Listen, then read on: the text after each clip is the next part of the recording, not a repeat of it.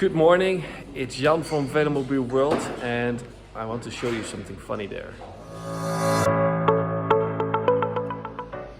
So I walked in this morning and I saw a whole row of hoods, all kind of different hoods. So these are the two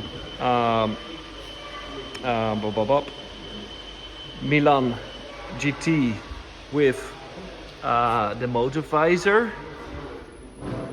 Here we have some bulk hoods, and here we have the two hoods already with the bigger front knee hubs, protuberance, and with the higher headroom, and with a little bit of higher window in order people with higher length can see better outside. Right. And we are implementing, and this is like the first hood with the experiment, that the side window is with Velcro. I asked people how to do it and how, because I drove without window, and then people came with the idea, but hey, you can use it also with Velcro.